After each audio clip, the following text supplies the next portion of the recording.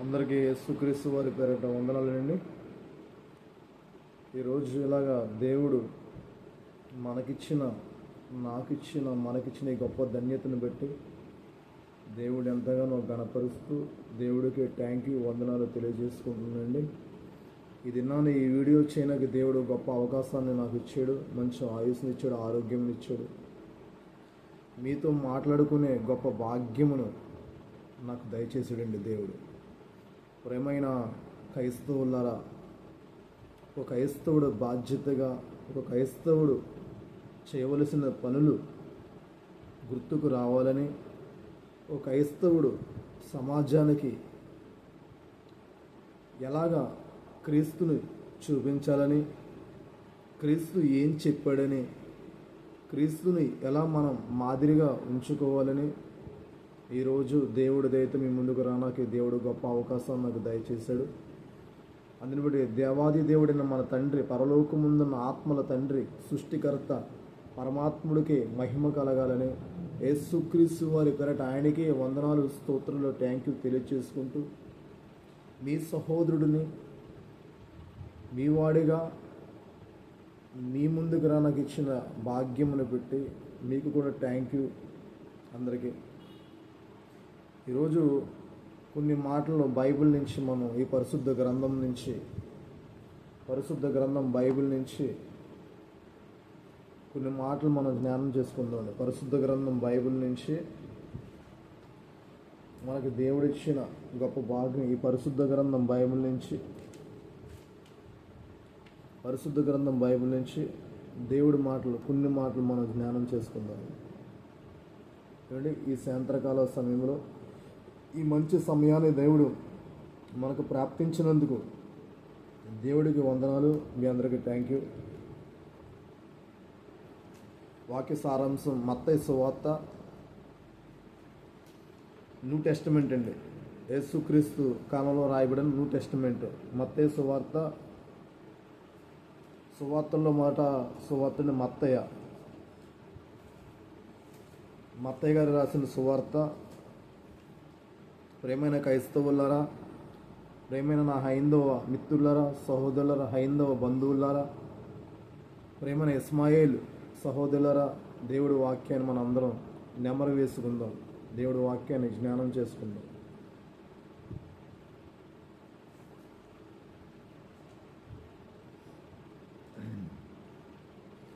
మత్తయ్య గారు రాసిన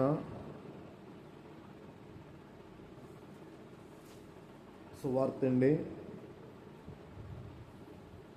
కొత్త నిబంధన, న్యూ టెస్టిమెంట్. మత్తయ్య గారు రాసిన సువార్త మనం చదువుకుందాం. 5వ అధ్యాయము 21వ వచనం నుంచి కొన్ని మాటలు, 32, 43 వరకు కూడా కొన్ని మాటలు మనం చదువుకుందామండి. వీడియోని మీరు సబ్స్క్రైబ్ బటన్, బెల్ ఐకాన్ మీద మీరు క్లిక్ చేయండి. ఈ వీడియో మీరు చూసి అనేకులకి, మన సహోదరులకి షేర్ చేయండి. ఈ వీడియో క్రీస్తు సువార్తికుడు BOUI పిఠాపురం, ఈ ఛానల్ పేరండి.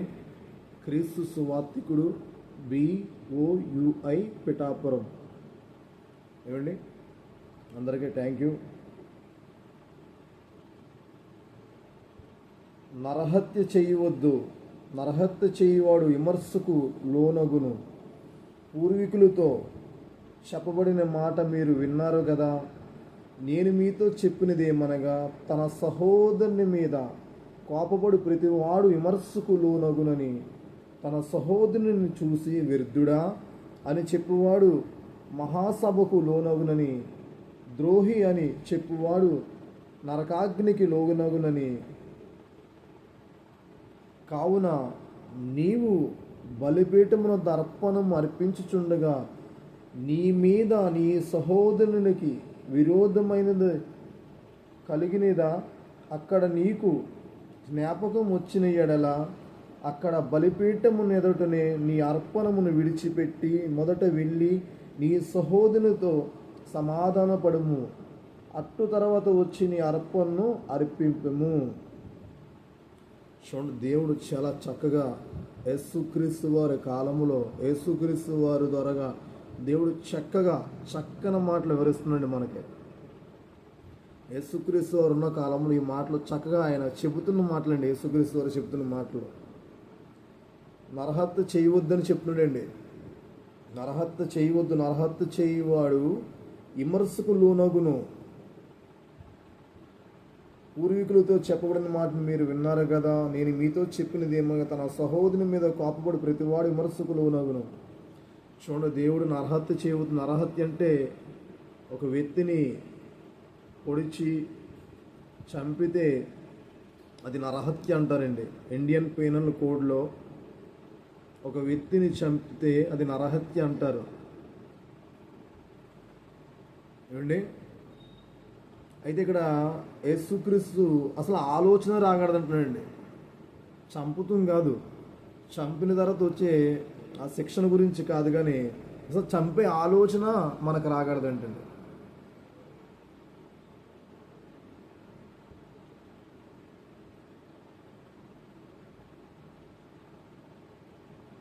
తన సహోదరుని మీద కోపపడి ప్రతివాడు విమర్శకు లోనగును. తన సహోదరుని చూసి వ్యర్థుడా, తన సహోదరుడిని, తన తమ్ముడినైనా, తన పొరుగు తమ్ముడినైనా, సహోదరుడిని చూసి, అన్ననైనా తమ్మునైనా చూసి, అక్కనైనా చెల్లినైనా చూసి వ్యర్థుడా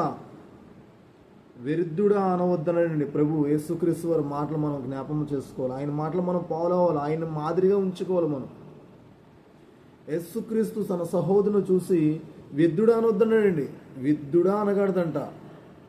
అంటే విమర్శకు లోనగుతామంట. అన్నవాడు విమర్శకు లోనగుతాడంట.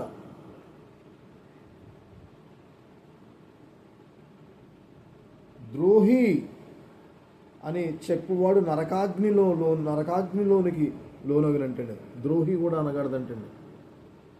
అండి, మన సహోదరుని మనం ప్రేమించాలండి.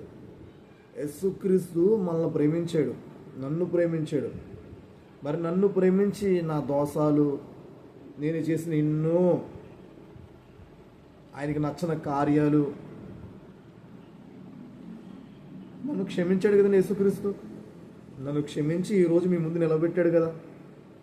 మరి నేను ఆ సహోదరుని ప్రేమించాలి కదా. ఏమండి, నా సహోదరుని నేను ప్రేమించాలి కదా. మరి ఈరోజు ప్రేమిస్తున్నామండి మనం క్రైస్తవులుగా.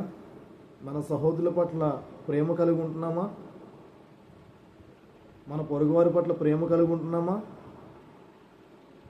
ఎవరినైనా ప్రేమించగలుగుతున్నామా? క్షమించగలుగుతున్నామా? వారి పట్ల దయ కలిగి ఉండగలుగుతున్నామా? ఈరోజు అలా లేవండి. మనం క్రైస్తవులమండి. క్రైస్తవులు అంటే క్రైస్తవుడు అనగా క్రీస్తుని ఎరిగినవాడు, క్రీస్తుని ఎరిగినవాడని అర్థమండి. క్రైస్తవుడు అనగా ఒక కులం కాదండి, ఒక మతం కాదండి, అంటే ఒక ప్రాంతం కాదు, ఒక వర్గం కాదు. క్రైస్తవుడు అనగా క్రీస్తుని ఎరిగినవాడు. అంటే క్రీస్తు ఏ అయితే చేసాడో, తన భూమి మీద 33.5 సంవత్సరాలు జీవించిన కాలములో ఏవేవైతే పనులు చేశాడో, క్రీస్తు ఈ మనుషులందరి కొరకు, ఈ భూప్రపంచం మీద ఉన్న మానవులందరి కొరకు తను ఏ త్యాగమైతే చేశాడో అది క్రైస్తవుడు చెయ్యాలి. ఇది క్రైస్తవుడి బాధ్యత. క్రైస్తవుడి బాధ్యత ఏంటంటే, నిన్ను వలె నీ పొరుగు వారిని ప్రేమించాలి, నీ శత్రువైన వారికి భోజనం పెట్టాలి, వారి కొరకు ప్రార్థన చేయాలి.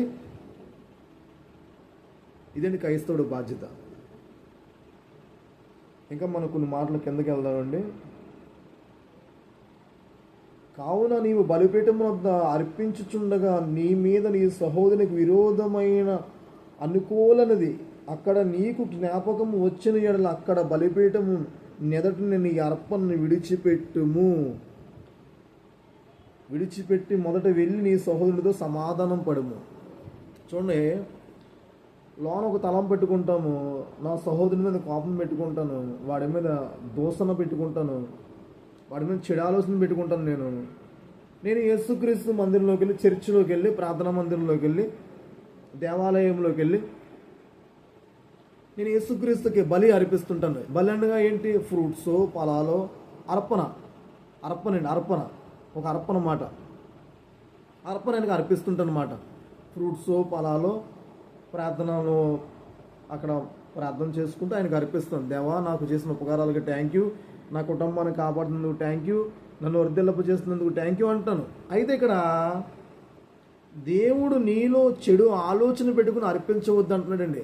నీ సహోదరుడి దగ్గరికి వెళ్ళి నీకు అక్కడ జ్ఞాపకం వస్తుంది కదా, నువ్వు ఎవరి మీద అయితే కోపపడ్డావో ముందు అతడి దగ్గరికి వెళ్ళి నీ చెల్లి అయినా, నీ తమ్ముడైనా, నీ అన్నయ్య, నీ అక్క అయినా, నీ పొరుగువాడైనా అతడి దగ్గరికి వెళ్ళి ముందు సమాధానపడు. అతడితో సారీ, క్షమించు అని చెప్పు. నిన్ను నేను తిట్టాను, దూషించాను, పలానా రోజున నీకు కోపం తెప్పించాను, నీకు బాధ కలిగించాను, నన్ను క్షమించు అని యేసుక్రీస్తు తగ్గించుకోమనడండి, ప్రేమించమనడండి. క్షమాపణ ఎదటి వారిని నువ్వు తప్పు చేసినప్పుడు ఆ క్షమాపణ ఇల్లు కోరుకో అనడండి. అప్పుడు వచ్చి నాకు అర్పణ అర్పించు, నీ అర్పణ యాక్సెప్ట్ చేస్తాను, అంగీకరిస్తాను. ఈరోజు తలంపులు పెట్టుకుంటున్నాం, మనం ప్రార్థన చేస్తున్నాం. దేవుడు ఎక్కడ ఆలకించండి ప్రార్థన? ప్రభువా మా ప్రార్థన ఆలకించు, ప్రభువా మా ప్రార్థన ఆలకించండి. మన ప్రార్థన ఆలకించడండి దేవుడు. ఆ తలంపు ఉంటే ప్రార్థన ఆలకించడా? ఇటు రెండు తలంపులు ఉంటే దేవుడు ప్రార్థన ఆలకించడా? దేవుడికి ఇష్టమైన తలంపు ఉండాలి కదా, పరిశుద్ధమైన తలంపు ఉండాలా, ఎదుటి వారిని ప్రేమించాలి, ప్రతి ఒక్కరి పట్ల సానుకూలమైన మనసు, మంచి మనసు కలిగి ఉండాలి, అందరిలో జాలి, దయ, కరుణ కలిగి ఉండాలి. ఇవి చేస్తాను కదా దేవుడు మనల్ని యాక్సెప్ట్ చేస్తాడు. మరి ఏమి చేయకన్నా దేవుడిని మందిరంలోకి వెళ్ళి ప్రార్థన చేస్తే సుఖపెట్టిన మన ప్రార్థన అంగీకరిస్తాడా? ఈ రోజు నుంచి క్రైస్తవుడిగా మీరు ఒక ఫాలో చేయాలి. మీరు దేవుడు మీ ప్రార్థన విన్నపములు ఆలకించాలంటే మొట్టమొదట మీరు మీ సహోదరుల పట్ల దయ కలిగి, క్షమ కలిగి, మంచి మనసుతో వారితో మీరు సత్య సంబంధాలు కలిగి ఉండాలి. వారి పట్ల మీరు మంచి ప్రవర్తన గలవారే ఉండి అప్పుడు ప్రార్థన చేస్తే ఈ రోజు నుంచి దేవుడు మీ ప్రార్థన ఆలకిస్తాడు. రాసుకోండి. ఈరోజు టైము, డేట్ నోట్ చేసుకుని మీ డైరీలో రాసుకోండి. ఈరోజు వరకు మీ ప్రార్థనలో దేవుడికి నచ్చనివైతే ఈరోజు మార్చుకోండి. మీ ప్రార్థనలో ఈ వాక్యం చెప్పబడుతున్న ప్రకారం మీ ప్రార్థన చేయండి. ఏమండి?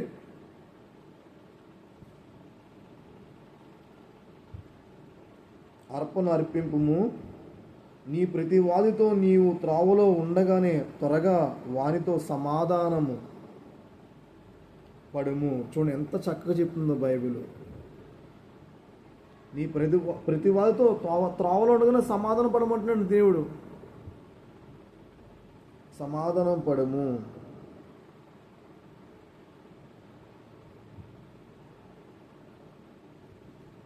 నీ ప్రతివాదితో నువ్వు త్రావలో ఉండగానే సమాధాన పడుము.